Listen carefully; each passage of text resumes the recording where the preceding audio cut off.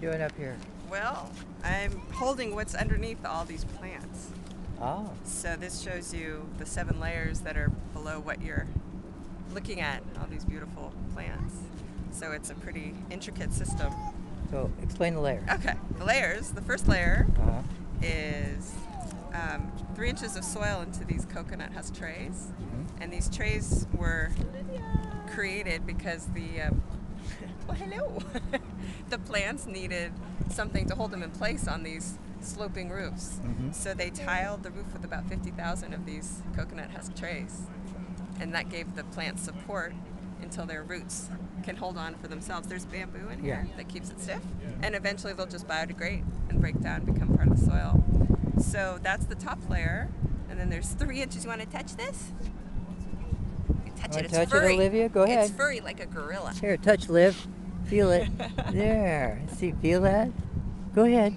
Yeah. It's kind of fuzzy, huh? So below this, there's 3 inches, more inches of dirt. Mhm. And then there's a barrier to keep the dirt at the surface. So it doesn't fall into Right, the- because they don't want the dirt sliding. Yeah, right. And then there's this big drainage barrier. Here, you can keep touching.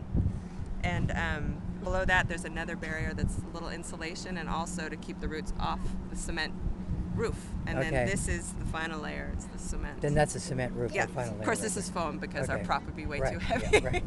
So altogether it weighs about 2.7 million pounds. So Pretty slick. half of that is plant. Yeah.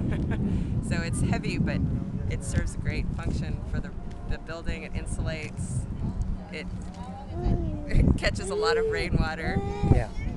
So it keeps a lot of that rainwater out of the storm system. And it's fuzzy.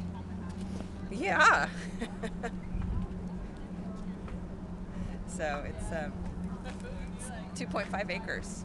It's the Wow. biggest swath of native plants in San Francisco, which is kind of funny to think about on top of a roof on a museum. But San Francisco has a lot of beautiful plants, but a lot of them aren't natives. So this is great for native wildlife. So I haven't had a chance to look because I've been watching with kids, but is most of the plants up here native? That's what They're you're saying? all indigenous. Yeah, they're Okay. all natives. They chose them because they all do exceptionally Yeah. well in this exact spot. So there are 4 perennial species and 5 annual species. Okay. She's now the 6th generation of my family to come here. Oh, that's so fantastic. I'm glad we're open for you. It took a long time. Yes. There's so much to see here. I came here when I was your age, too. I came when it was free. I don't think it was free when I came here. Well, I came, my mom came, Uh-huh.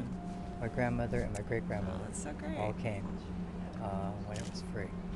It's so nice to hear people who grew up coming here and now they're bringing their From kids. the time I was 7 years old, because we just lived outside the park. Uh-huh. I was allowed to come here by Is that myself. what the roofs are made out of? It is. This is what they planted. That's pretty cool. Thank you for Yeah, that. no, you're very welcome. Yeah. Enjoy. That's interesting how the whole thing is done. Yeah, they really, Yeah. it was the architect came up with this beautiful concept and then Yeah. gave it to the, What'll the really people be to make interesting it. to see is when the stuff starts to biodegrade, Uh-huh. like when the bamboo does and everything else. It'll be interesting to see how it actually holds up. Right. You know, if the root structure takes place Uh-huh. and holds the roof into place, and things don't start Yeah, and it, like, slipping, sliding, falling apart in a few spots. Yeah, right. Fingers crossed it Yeah, won't I know. happen. Okay. Good. Thank you.